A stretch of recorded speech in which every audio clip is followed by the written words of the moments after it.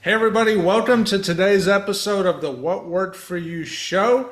I'm excited today because we're going to talk about something that seems a little nebulous, but it's actually about as real as it gets. And it's this idea of the extraordinary life, if I can talk at this time of day. And a lot of people live a life that I can safely say will tell you without hesitation is not extraordinary. And that is something that our guest today is on a mission to change. Not only is he on a mission, he's been changing it. He's worked with over 1.3 million people through his trainings. That's a lot of people to make an impact and an influence on. Okay, he's a founder of multiple companies, LifeSpring, ARC International, and something called Extraordinary People. Perfect conversation for today. He's led businesses abroad for over 20 years. He is an author, and today he spends a lot of time mentoring senior executives and entrepreneurs, large and small, to help take their business not only to the next level, but to ensure that they are making the most of their life. We only get one shot at life. We best make it extraordinary. So, Robert White, I am excited about this subject. Thank you for being on today. How are you? I'm well, Frank, and thanks for inviting me. Thanks for the opportunity to be with you in a meaningful conversation I think we're going to have, and also to be with your listeners. Wonderful. Thank you. Well, I'm going to go off script immediately because as I was thinking about, even during the introduction, I want to ask you about extraordinary people. And what I want to ask you is, you've worked with over 1 million people. In your estimation, why do so many people not only believe they're not extraordinary, but accept it? Great question, Frank. Great beginning. It's like diving right into the deep end of the pool. Uh, you know, uh, I do a lot of the work that I do through stories, and there's one I'd like to share with you, and that is that when my I wrote a book called Living an Extraordinary Life. It's become a bestseller. It's available in English or simplified Chinese or traditional Chinese. We're working on getting it into Spanish this fall. So it's kind of changed my life in a lot of ways. I'm a severe introvert by all of those tests, but also my experience of myself. I'm the guy that might speak before two or 3,000 people, but when everybody says, "Oh, let's get together after the conference for drinks or dinner or something," I go to my room alone, order room service, and watch Romanian soccer on ESPN2. I'm that guy. So writing a book is a very public thing, and I was very, very nervous. I'd been told to write it for 20 years. I had a really beautifully crafted series of excuses as I look back on it. Of course, at the time, it was my reality or my way avoiding the work of writing a book. And but I did it, and I released it. And a lot of people that I really respected, people like Ken Blanchard and Jimmy Colano, the founder of Career Track, and uh, Jerry Jampolsky, the Love is Letting Go of Fear guy, people that I had learned from, that I had studied with, who I deeply respected, and they were unanimous in praise of the book, and they ordered lots of copies for their staff members, and I got to enjoy that for about 18 seconds. And then what happened is people would say, "Well, I love your book, but I was disappointed in one thing." And of course, I go on red alert when I hear that. And so, of course, I would say, "What are you disappointed in?" And they would say, uh, I thought the book would be about you, your extraordinary life, Robert White's extraordinary life. And it's not. It's about our many of our graduates as examples, where it shows how their belief systems, how their attitudes, habits, and behaviors interact with our experiential learning events, our leadership training. And I think that's why it's sold well. Is it's not about me. Maybe my family and a few friends would buy a book about me, but this is about life, about uh, average folks deciding to take a step forward to, as one of my friends calls it, live a better story. Uh, so that worked for a while, that answer. In more recent times, what I've realized is there is one chapter about me, which is the answer to your question in some ways. And that is that the chapter is when we're talking about beliefs, there's a chapter that says that the most disabling, dysfunctional belief is you are not enough. You are not enough. You and I run into that in working with business leaders, the famous imposter syndrome. This was all an accident. I hope they don't find out what a goofball I am, that stuff. Sure. And I'm kind of saying that very lightly. It's actually disabling to some very capable people. And that was me. You know, um, I mean, I had huge success in many, many ways. Some stumbles along the way, more than a few. But, at the time that all those conversations were happening, I was semi retired at 46. I was living in a 15,000 square foot home outside of Aspen, Colorado, on 76 acres. I had my own jet. I, Mm. everything was great, but I had this nagging thought that I'm not enough. Now, some therapy, some coaching, some mentoring has helped me a lot. And I'll skip to the end of this story, which is I am enough, is what I got to finally. Uh, that am I the smartest guy in the room? No. Am I the hardest working? No. The list of no's goes on and on. But I'm enough. And but I also explored where that came from in my upbringing, and what I've learned is it's made me a better coach and mentor to executives. I can identify with some people that I previously did not identify with. I can connect with them at a really deep level and help guide them through the process of claiming or reclaiming their full power. You know, uh, our former president, Bill Clinton, was, um, if I don't happen to share his politics, but I would say as a politician, in my lifetime, he was the best politician that I've seen. And one of his strengths, as he referred to it as or somebody referred to it as compartmentalizing. And I had done that. I had denied my own extraordinary abilities, and thought I was just kind of ordinary. Um, I'm not. You know, I've accomplished some things. I've made some major mistakes and had some big time public failures, but I know the distinction from kind of living life like Groundhog Day. Today is like yesterday, and tomorrow is going to be the same. That's not my life, and I think that's what's possible for more people. It's interesting to me, just going back a little bit. You had a 15,000 square foot house. It's a big house. You had a jet.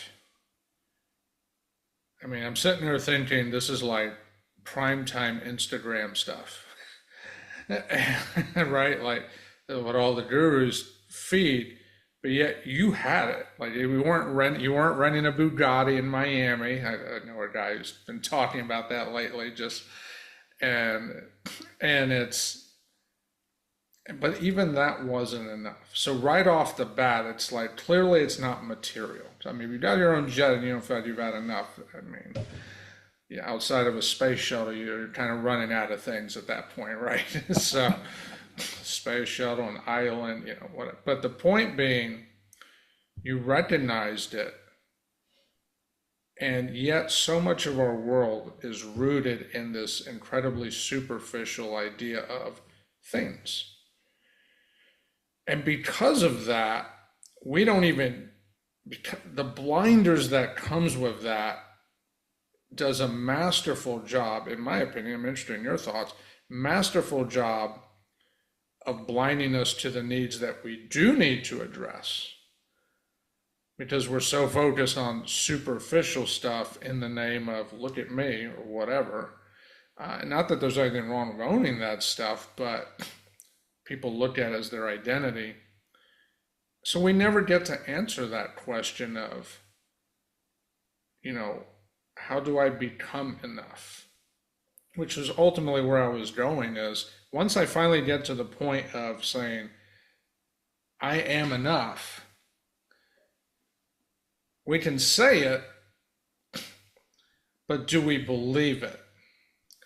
Tell me about the journey from saying it to, okay, I really do believe this with every fiber in my body that I am enough. Now, Frank, of course, you're talking about an experience of self as opposed to some intellectual or even psychological understanding. And what I did was I took our own medicine personally, and I've seen other people do it a lot of times. So, in addition to not being a hypocrite, teaching one thing and living another, I am not religious in a normal kind of way. I don't attend church Sunday mornings, but I hold Jesus Christ as my primary teacher in my life and a model, and attempt to mirror him, his behavior, his teachings to the greatest extent possible. And uh, you know, part of that is referred to as God's grace. That you're okay the way you are. That was the part that I couldn't get for many, many years, even though I was incredibly successful. I started waking up most mornings thinking, there's some in that beautiful home in one of the most beautiful places on the planet, and started thinking, uh, I'm not finished. I was on 6 nonprofit boards. I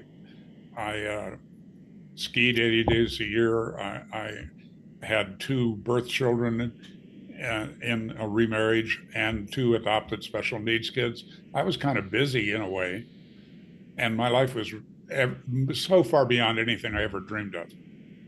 And yet I'm waking up thinking, I'm not done yet. God has something in mind for me, and I need to find out what it is. And the combination of business failure, I lost $30 million in a year, um, and divorce, and a fractured family that was my vision all of my life to have, and I lost it and had to recreate it in a really radically different way. Um, and that was the wake up call. And for me, so I put myself back into a pretty rigorous self examination. But I did use the model we use in our work and our training and coaching. And that is, first of all, go back and complete my past. That again, back to that compartmentalizing thing. And that's dealing with blame, shame, regret, or even past success. These things that happen in our lives. And then we're driven, we're ambitious, so we push them aside. We hide from them. We go silent about them, certainly, but we almost disappear them, but they're still there. It's like uh, somebody, kind of vivid metaphor, I guess. It's like a piece of bad food in your stomach. It's there. It kind of shows itself sometimes. And the thing in business is it'll show in hiring and firing. It'll show in managing and leading. It'll show in being blocked in terms of new ideas, innovation. So it's there and it's functioning, but most of the time we drive forward. We work harder, longer hours. We're reasonably intelligent. We're clear on what we want to create. We can get some people to go along with our vision, and ignore this that at work. And our term for it is completing your past. It's not changing it, but it's taking the negative energy off of those items. And, Mm. just, and, I'm old enough to have gone back to the be here now days. And, one of the great teachers throughout the history of mankind is be present, slow down, listen to that inner voice or outer voice, take your pick, but listen, listen, listen, and wake up. So that's the first one, is to deal with your past. Again, not changing it, but learning to fully embrace it, to celebrate it, in fact, and to take the negative energy off of it. The second piece, uh, the Buddhists call this developing a selfless regard for reality. A simpler way of saying it is to learn to better tell the truth about your reality, about what's working. Okay, you're the business superstar, you're making tons of money, but you're drinking too much, and your wife is complaining, and your kids aren't talking to you anymore. That would be an example of not telling the truth about your current reality. Or the reverse, that you're a pretty good dad and husband and all of that stuff, but you're not paying attention to some key people that are not performing. You're not stepping up to deal with it. So the second part is that I had to do this myself, even though we'd been teaching it for 20 plus years, is to be more of a truth teller to me. And because things start to clear up when you do that. And there's a ton of, again, thousands of years of history and advice about that, recommending that. And then finally, if you've done the first two things, what's then possible for you is a future that is freely chosen, that does not depend on, like in my case, growing up in poverty and in abuse, and being told I would never amount to anything, and you're too big for your britches, which is kind of an old saying, but it's one that's still in me. I still know it's there. I heard it a lot of times. Um, and and not a very good example of accomplishment from my father or my mother, and kind of an estrangement from my brothers and sister that I had to work as an adult to heal. Uh, so, and I had one semester of college, and then I had a heart attack. I had a total of three by the time I was 23, and put me on a different track. So I didn't choose. I felt like I hadn't chosen my life. And what I realized is I needed to complete my past. I needed to be more rigorous with truth telling. And when that happens for people, you clear the space to have that future freely chosen, not dependent on your education, not dependent on how you grew up, not dependent on the economy, not dependent on anything. You're not a victim of this life, and you get your power back, is the simple way of saying it. That you can actually own your own power, whatever that is. And for some people, that's being more analytical than others. Others, a better salesperson. Others, a better leader, better manager. Whatever it is, that you find your gift and claim your own power to contribute that into the world. Mm. I was thinking about, I mean, there's so much there, and of course, we all have a past, and a lot of people don't want to talk about the truth of their past because, right? Because we're human. Shame, disappointment, embarrassment, whatever, right? Whatever the adjective is.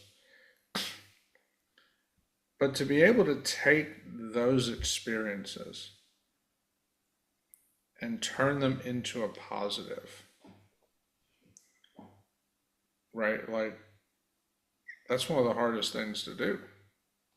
That's absolutely true. Yeah. So, like, what do you? And I want to kind of piggyback off something on your website which says transform your results in 90 days or it's on us. I saw that and I was like, ooh, that sounds good. And I'm assuming this kind of conversation is probably in the middle of that, perhaps, because now we're having we're dealing with, maybe some of the ugliest parts of us that we've never really settled on. And so I'm curious to hear a little more about how you do that, but I want to throw one more caveat in. So many entrepreneurs, business owners, and really anybody, and I mean, you don't have to be an entrepreneur, you could just be doing your job, you could be a husband, a wife, a coach for your kids' team, whatever it is. There's countless stories of people that put everything they had into something, whatever it is, personal or professional. They gave it their all. They sincerely gave it their all to the best of their ability. And it doesn't work out. And it's probably one of the most demoralizing things we could do. How do you help those people? Transform those people. That's a pass that weighs, and to get past that, that's real work. Well, that's the magic sauce.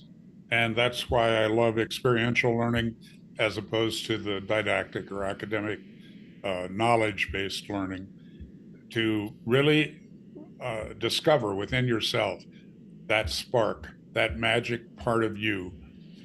Uh, I did an executive retreat a couple of years ago where one of the participants, a man named Arjun Sen, really a fascinating man. He's written now a book that I think might be a bestseller um, soon, and there's a movie about his life.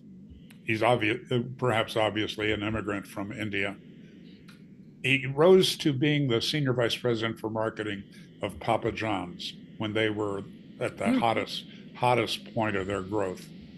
So he's an amazing man. What he does now, he deals with other executives that are in crisis. And again, that's that stuff we've compartmentalized, that we've buried within us, and suddenly it erupts. So I mean, this is in his book, so I can share it. The first, what was the first phone call that Tiger Woods made after he crashed his car the first time and got into a battle with his now ex-wife, and everything in the newspapers and on television, and the huge scandal and all that stuff? What was his first phone call? It was to Arjun Sen, who moved into his house for 2 weeks and then stayed in touch with him every day by telephone through that. And when Tiger had his more recent automobile crash and was fairly badly injured, the first phone call was to Arjun. And Arjun says a lot of things, but something that really has stuck with me is he reminds us that we are one of one. We're approaching 8 billion people on the planet, 8 billion different fingerprints, they tell us. Well, there's 8 billion different us of us, with our own unique backgrounds, our own unique hesitations, doubts, fears, all that stuff, but also with our own unique contribution that's available if we can tap into it. So the work that we're doing is put people in experiences that get them beyond the ordinary, where they start getting a more than a glimpse, an actual experience of what it is that is unique and powerful about them and the steps they need to take in order to actualize that. And that goes back, for me, that goes back to my first human potential movement training, which was a company called Mind Dynamics at that time. And people will ask me, if you're in my business, you're often asked to tell that story, your origin story. I now have a term for it, thanks to a marketing consultant I hired. And so I tell them the truth, which is I went in there with arms crossed, legs crossed, eyes crossed, negative, cynical, while pretending everything was great in my life at 27, and it was not great. But that was my act, is everything's great. And I went in that way. And after 4 days, I came out and I was a different person, I thought. uh, what I really was I was more of me. And in that year following that training, I tripled my income. I went from being broke and being late on payroll and things like that to 3 times the revenue, and the following year 10 times. And yet in that training, they didn't say one word about business. They didn't say one word about money. What they talked about was the authentic Robert White, or the authentic whoever was in the room. And but things didn't happen overnight. So I'll give you the example because I get the kind of practical part of your question, and appreciate it. Uh, the thing that I was doing, what I realized in the training, is that I was using an ability that I have, which is I'm a reasonably good critical thinker. And I was extending, the one liner that I think is mostly true: whatever your greatest strength when carried too far becomes your greatest weakness. So what I did was I used that critical part of me and a lot of patterning from the most dominant parent in my life, my mother, who was just relentlessly critical. There wasn't anything that she could see that she couldn't turn into a negative and a source of criticism. And I was doing that with the people around me that I needed to attract. I was forcing people away from me. So I got that in the training. Now, when I got out, I didn't change at first, but something happened for me that was just a little otherworldly. Frank, I started seeing the words come out of my mouth like a missile and land on people and blow them up. And I'm being a little maybe overly dramatic here, but I started to notice that I was creating distance. It wasn't it wasn't them, it was me. And so I started observing that missile leaving my mouth and landing on people and exploding them. Wow. Part two was I started doing this. And, for those that are seeing this on video, this will be a little more dramatic. I'll try to add a sound effect. I started doing this. I would literally capture the words. They were still occurring to me. They were still being formed as a word. And I was clenching my lips and stopping them from going out. And Frank, it's just embarrassing in a way. My life got better the moment I started doing that, the moment I shut up. That Wow. when I had that overwhelming need and pattern, and some psychologists will tell you that always comes from insecurity and doubt. If you're being heavy on other people, that's not about them. It's about you. And so I just stopped it, and I started seeing immediate results. I started attracting people, and that led to a lot of money and a lot of like an inner healing where I went, oh, if I make that one change in my life, everything else gets better. So I think that's one answer to your question, which is find some behaviors that interrupt patterns that don't work for you. The trainings or a good coach or a good mentor will help you identify those patterns. Most of the people I work with kind of know about them. They don't talk about them. They push them, again, in terms of awareness, they push them aside. Uh, they're busy and hardworking and focused and all good things, and but they don't deal with that inner stuff. So uh, there are behaviors in organizations, and I include families in that. I include communities in that, where they desperately need more leadership. And I don't care what role in a company you have, whether you're the CEO or whether you're the guy that runs the mailroom. What we're working on with our clients is leadership at every level, leadership in your family at every level of the family, so that a 12-year-old can handle it. When I was building the business in Japan originally, I mean, we ended up with 15 training centers in 7 countries, but we were just struggling to make a living. And I had a partner who had 10 children.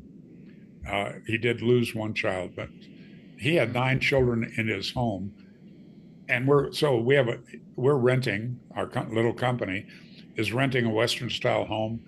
And 5 of the 9 kids were in school at the American school in Japan, which is quite expensive. And the company is paying that. So I had no salary for 2 years. And I slept on this sofa for 8 months. Uh, it was me, the husband and wife, and 9 children, and I'm sleeping on the sofa. I promise you, Wow, some mornings were really entertaining, right? I bet. You know, Nine when you kids. wake up, when you wake up and there's a 4 or a 5 year old like right there in your face with Yeah. some wild question that you're supposed to answer instantly. I have a lot of great memories of that period, but it also wasn't any fun, to be uh, a homeless person, basically what it was. I had sent my family back to the U.S. We owned a home there, and uh, it, it's a lot cheaper to live in the U.S. than it is in Japan, in a city like Tokyo. So uh, that those kinds of experiences, can defeat people. I understand that, but it also can humble you and get you focused. And I legitimately worked 14 to 16-hour days for a while, and it paid off really big, frankly. Mm. But it starts with a behavior, with overcoming, whether you can call it demons or dysfunctional patterns, dysfunctional beliefs, whatever. It's the acting as if. It's fake it till you make it for many, many people. A program like ours or getting a good mentor can accelerate the progress toward that. It just makes it faster, more efficient. I don't want to say guaranteed, but almost guaranteed. Uh, you know, Mm. it can be very, very powerful. So if you begin to wake up to the need for some change, um, there are a lot of resources out there to help you. Mm.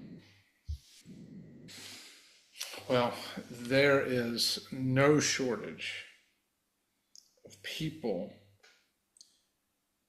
that they don't just need change. I mean, it's a craving. It's almost like a drug because of the level of dissatisfaction. You think about the world we live in. We've never been more connected.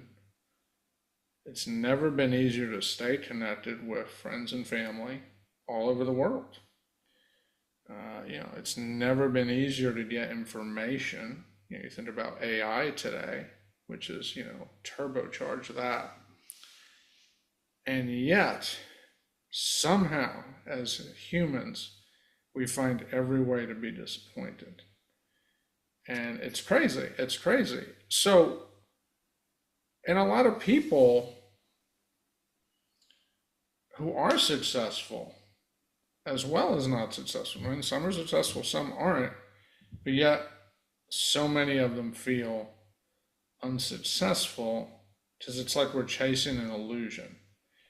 As an author, as a keynote speaker, and someone that mentors executives, how do you define success today for the people you support?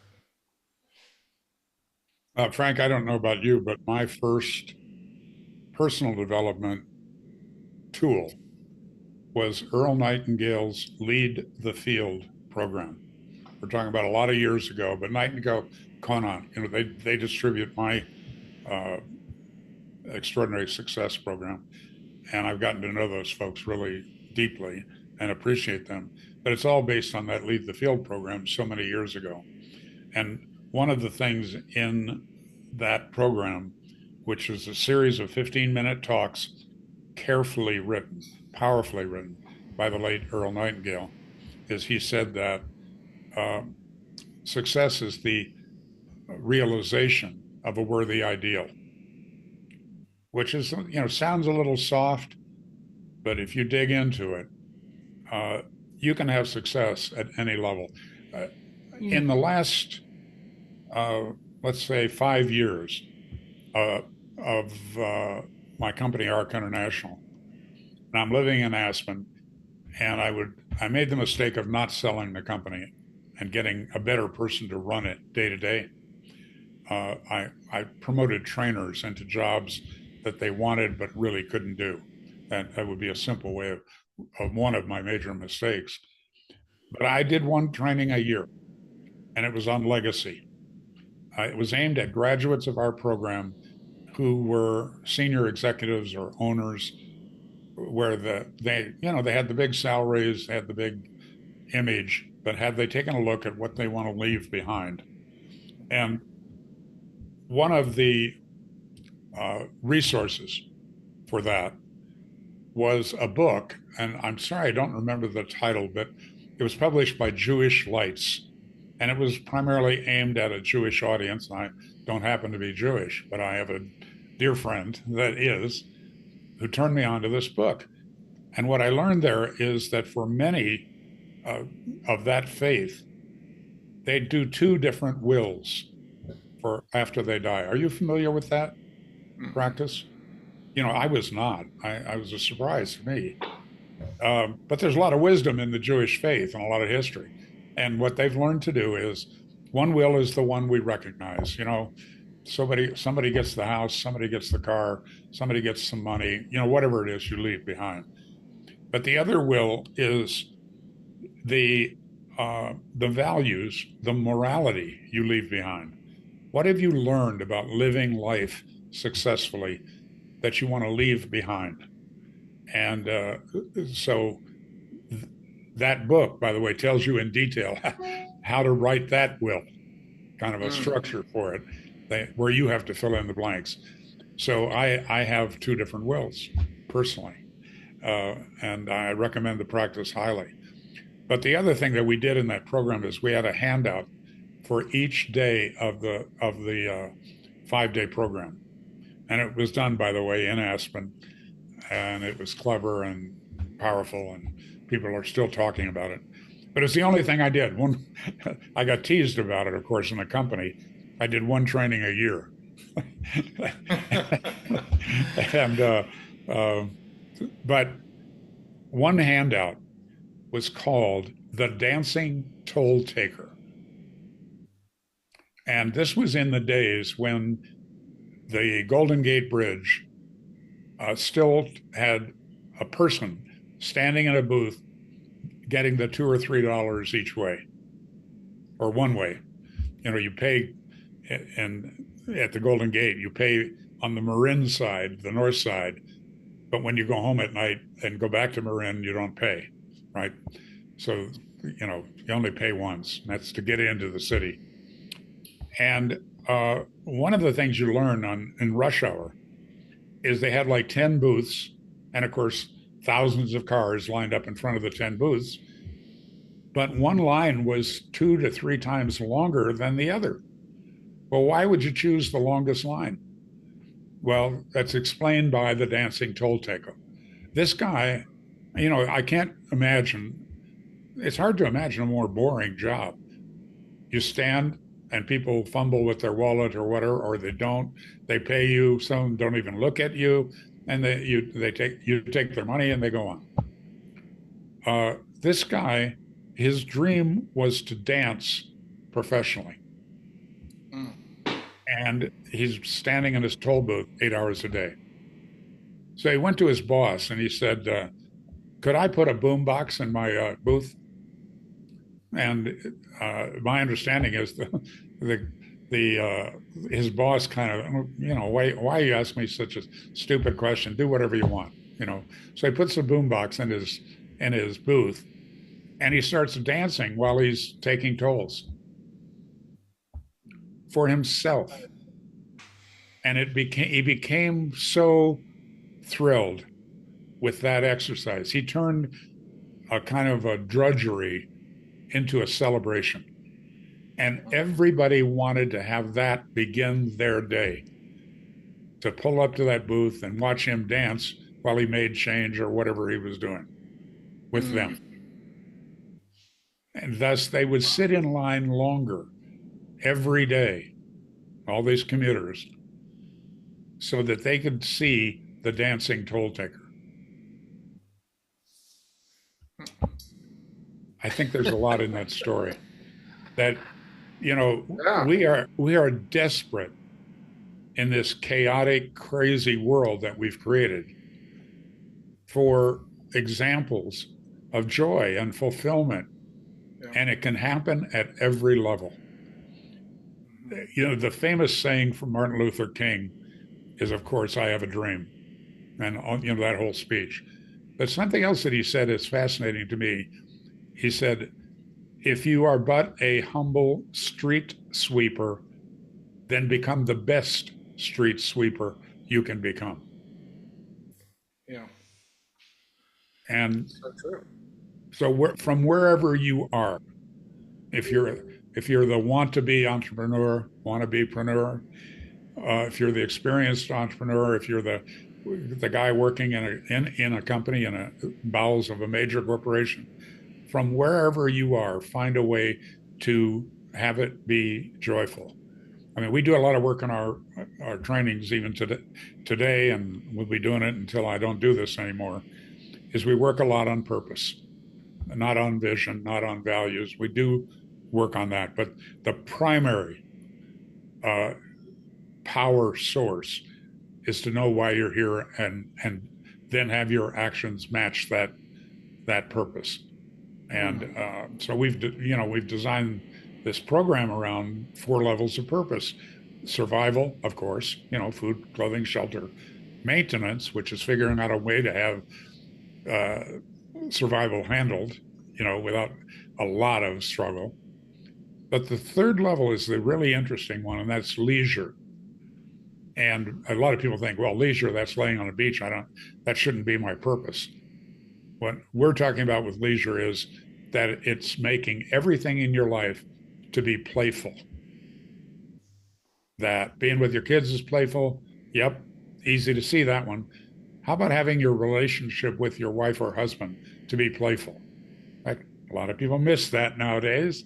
And certainly, what you might be complaining about, the drudgery of work and all that. Well, it's Monday.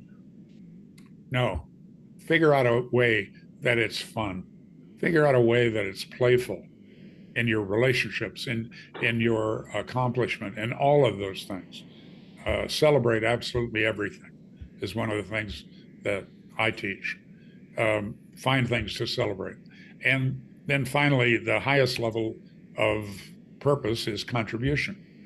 Because if you've handled the first 3, now it's time to just give back. And, the classic, again, from Earl Nightingale, is that, the best way to become successful is help other people be successful. You know, I think he throws maximum number of people. And Yeah. so that's a lot of what my life's about today. I get so much pleasure out of working with these incredible leaders, and again, at every level. Yeah. I mean, I reserve 20% of my time for nonprofit, and sometimes that's a person that just can't afford me, and sometimes it's a nonprofit organization that I'm working with.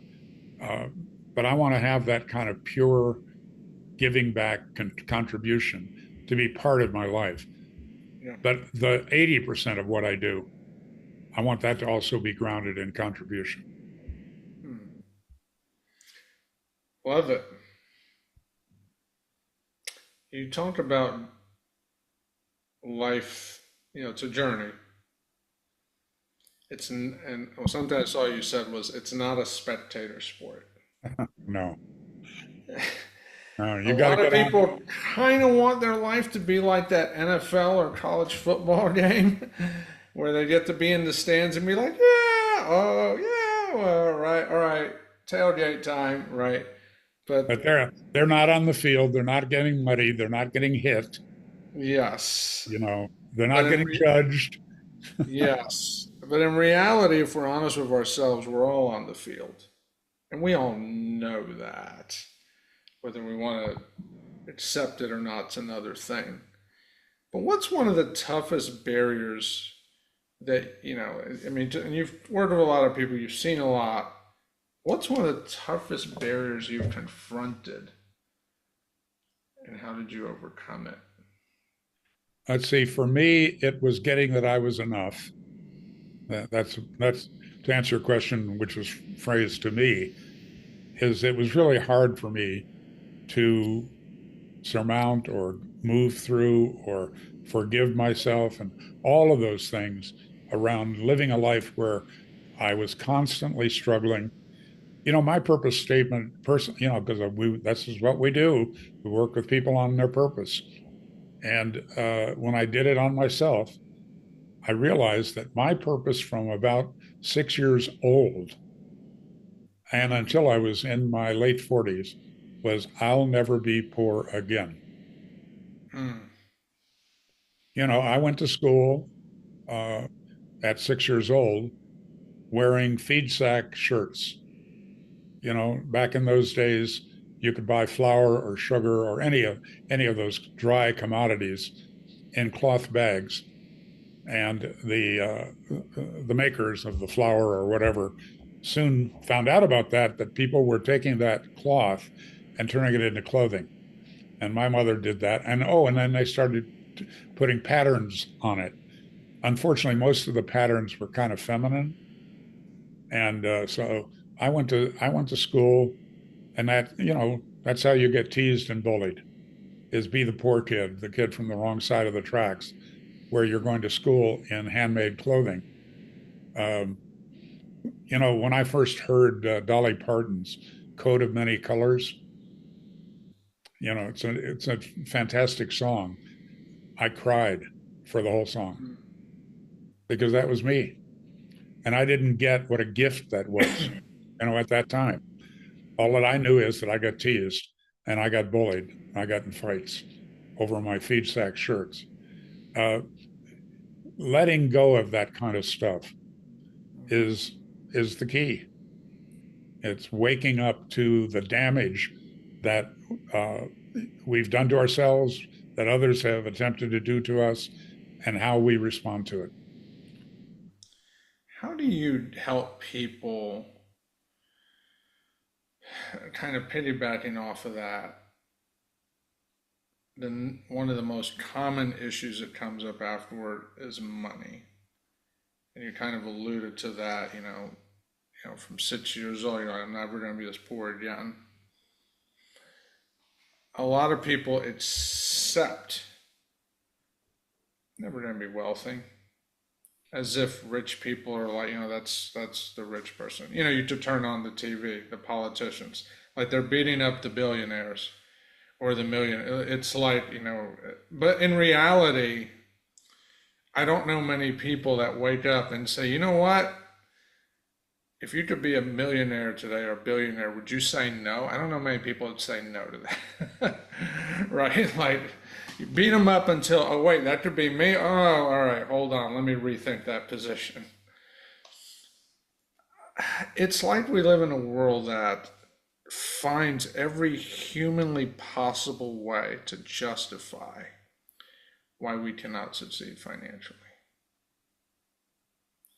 Well, for most of us, it's that stuff that we've kind of come back to several times in this conversation, Frank, and that's that we're attempting to run uh, or either attempting to do this or we've given up on it, to run a 100-meter dash in the Olympics while wearing a 50-kilogram sack of rocks on our back. And that those rocks are uh, our responsibility. Ultimately, we're not victims of all of that. That's just what's happened, and our choice is to put the rocks in that bag instead of processing them. And many of them came when we were not really equipped to process them, when we were too young. But sometimes I spent a lot of time in Aspen, Colorado. I lived there for 13 years, and an interesting demographic there. are the number of extremely rich divorced women. I mean, and the number of them that are hanging out in victimhood is huge. And again, it's not all of them. I know I have some amazing female friends who still live in Aspen. They ski, they volunteer, they travel, they take care of their families. You know, they're amazing women. But there's a very large cohort that are victims of some horrible man and a horrible divorce, and they're angry and they're resentful and they're just negative and they're drinking too much wine. And, you know, it's a choice. What do you do with the events of your life? Do you fully experience them? Do you, as again, back to the 60s, be here now, be present?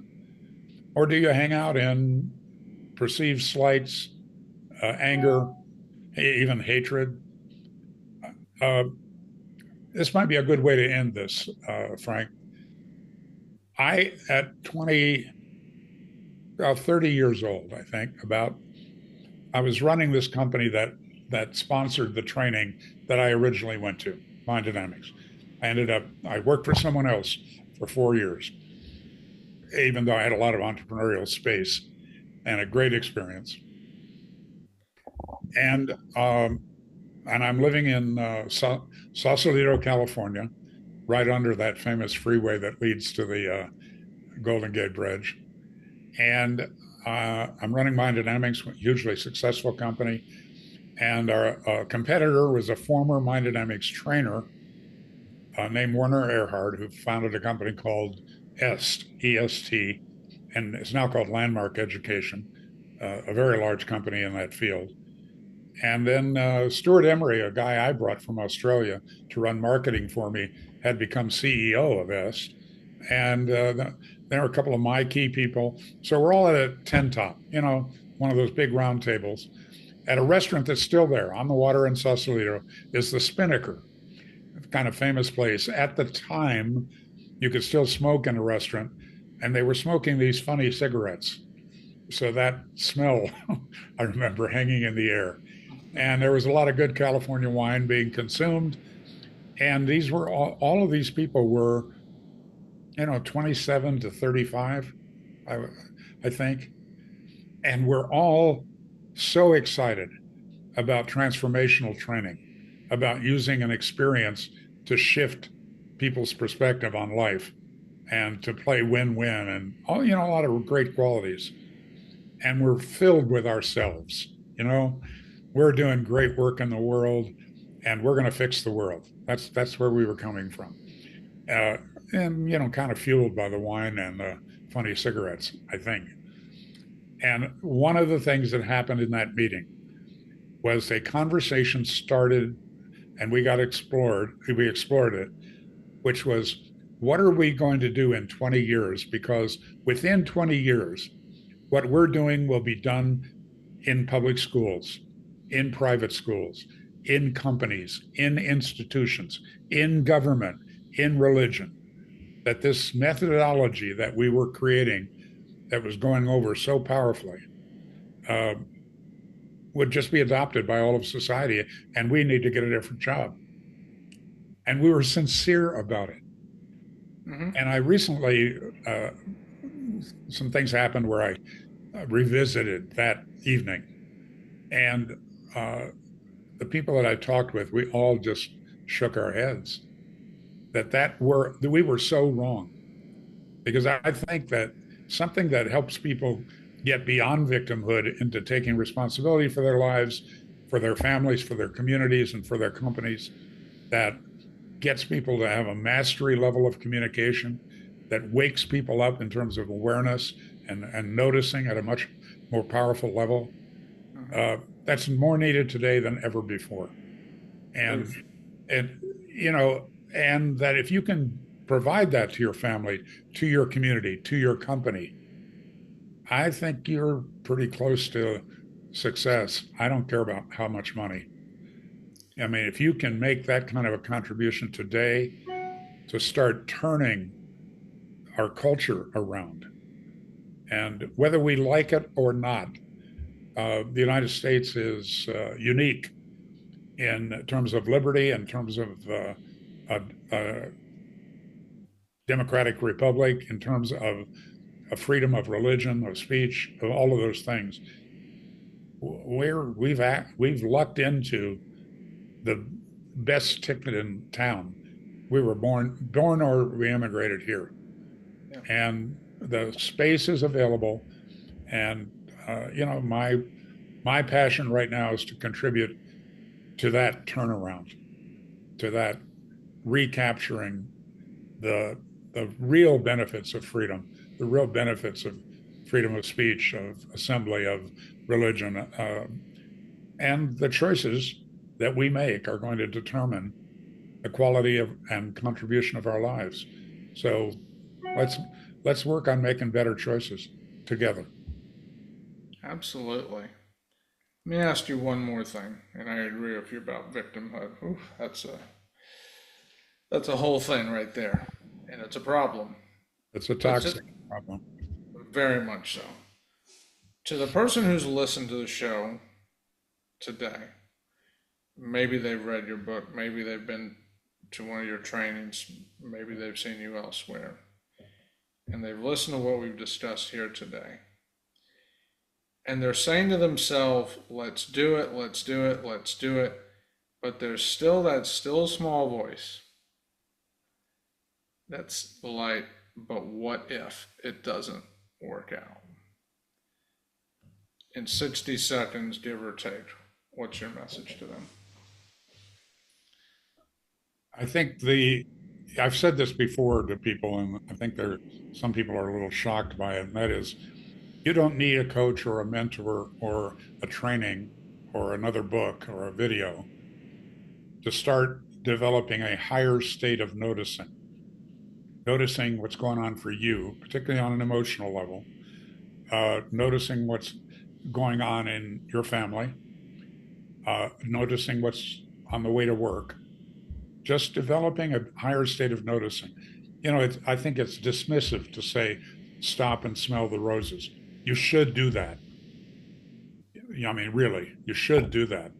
But to carry that further is to say that in every area of my life, I want to notice more without judgment, without either self judgment or other judgment.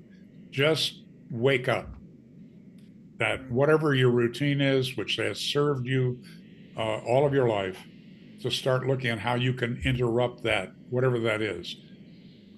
I after my business failure and my divorce, I moved. For those people familiar with Aspen, from the Owl Creek Valley across the river to McLean Flats.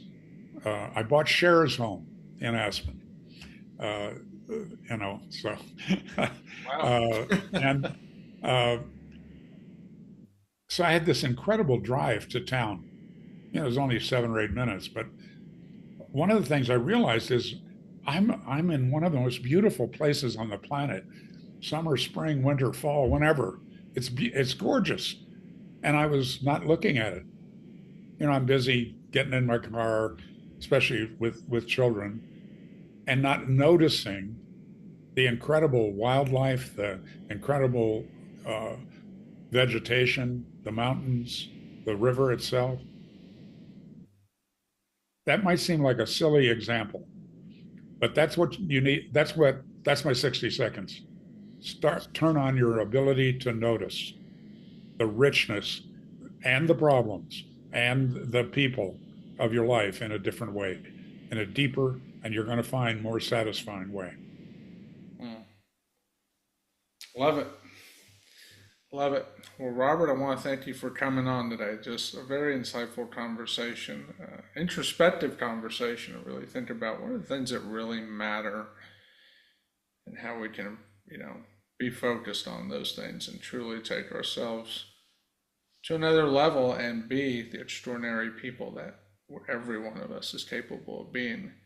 So I want to thank you for that. And to our audience, I want to thank you for listening today. If you want to connect with Robert, we've got links to his website, his book, his programs are below. You'll see all that below. So if you want to connect with Robert, I certainly encourage you to do so.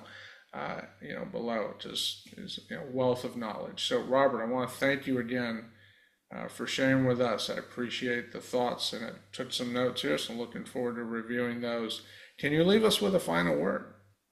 Well, first of all, a small gift, uh, and that is for your listeners and viewers. I do a weekly email called An Extraordinary Minute. It's something I'm learning about from a video, from a seminar, from life, from a book I'm reading, and then my comments on it, all designed to be read in 1 minute or less. Ah, It's once a week. Been doing it for 17 years now, and a lot of people use that as a little weekly reminder uh, the life I believe they were born to live. And when they do that, it's free. When they do that at extraordinarypeople.com, it's easy to sign up. Your name and an email address. That's all I need. That puts you in touch with me. I answer almost all of the replies to those emails. It's my way of connecting with people. And then we find out sometimes we're going to do something together. Uh, Sometimes we don't, but that you get some value. But you also receive a 28-page PDF of what I've learned about success. And it includes our 8 principles that we've operated on for many years, uh, and a self-administered little test that a lot of people have found very valuable. That 28-page thing has been used for brown bag lunches, for church meetings, for family meetings, where you get a chance to take a look at where am I in some of these key success principles, and what's one or two that I need to work on. So that's my gift, and it also puts us in relationship. So wonderful, wonderful. I love it. We'll have the links to that below. Just wonderful. So thank you again for Robert for being on the show, and I look forward to continuing the conversation. thank thank you, Frank, for thoughtful questions and a real conversation.